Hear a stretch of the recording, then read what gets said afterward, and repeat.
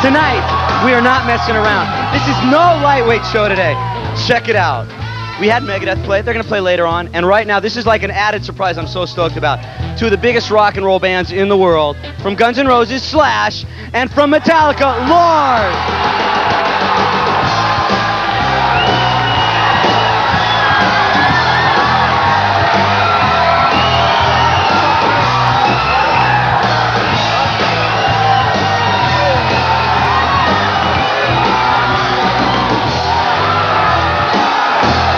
So this was kind of like an added surprise. First of all, obviously, stop laughing. Get serious now. I want to talk about something that starts off Friday in Washington, D.C. I'm going to be there with MTV, so that'll be good for me. I get to see both bands. The Guns N' Roses and Metallica tour. How did the whole thing come about? I can't hear a word you're saying. I can't hear it. You guys keep it down. Everybody quiet for a second. Come on. I'm trying to talk to these guys. Okay. I want to talk about, obviously, the Guns N' Roses and Metallica. Hey, Slash. It's been a long time. How you doing? How's the family? This is funny. I didn't know.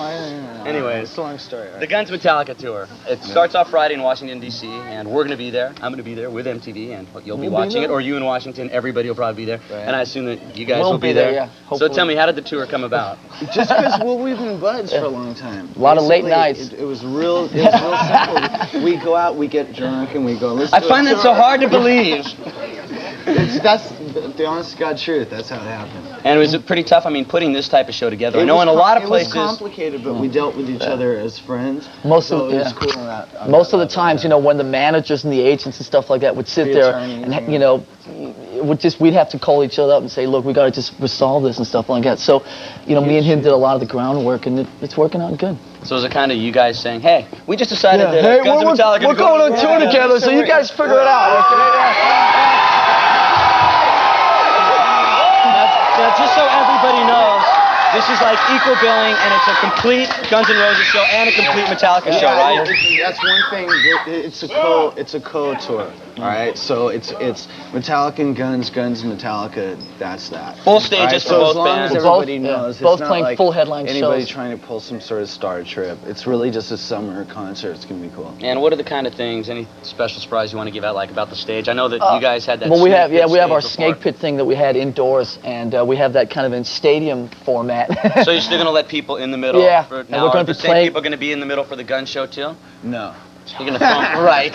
Sorry, now you gotta get out. No, the Metallica show, they do their trip and we do ours. Yeah, I mean that was the whole idea. Was, you know, we do 2.5 hours of our thing, they do 2.5 hours of their thing, and it's completely different, you know. Now, how long is sets? So you guys, I mean, this is like a whole day thing. They're gonna start at like 3 o'clock. And there's also Faith No More. Yeah, that's another thing I wanted to ask, because I know that Guns, you guys have always liked Faith No More. I know Faith No More opened up for you before. A couple years ago. So how did that come about? We had them in Europe.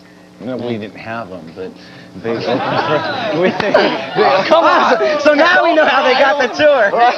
They opened up for us in Europe, and they were great. Okay, one thing. And Soundgarden as well. All right, But Soundgarden isn't playing this show. We're not going to be. Unfortunately, no. They're not on this one. It's just. Then we'd have to make it into like a 2-day event. Exactly. You know? But they go for 2-day events.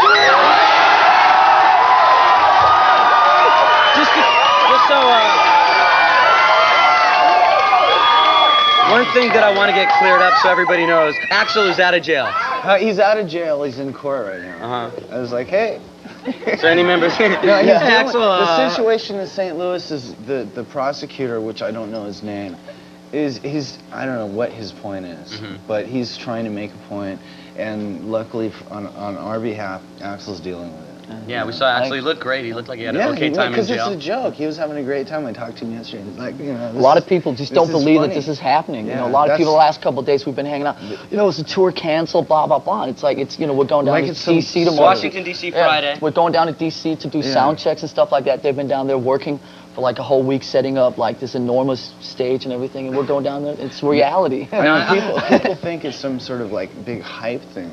And it's not, you know. We set this up. We're doing this tour. I think it's the type of thing for a rock fan to see your two favorite bands in the world probably playing together. It's kind of amazing. You know, especially with Guns N' Roses, we have so many mishaps. I find that hard to believe too. So like for example, Detroit's flipping out because they don't know if we're going to play or not because we canceled there 3 times, and it's not.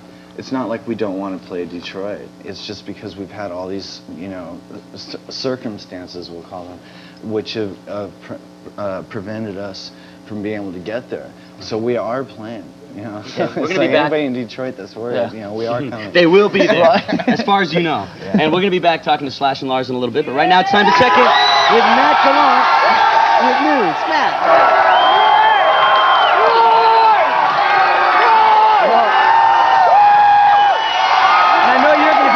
So you can find out all about Axel's arraignment, right? Anyways, we were talking a little bit about this tour, which is probably the biggest tour to hit ever.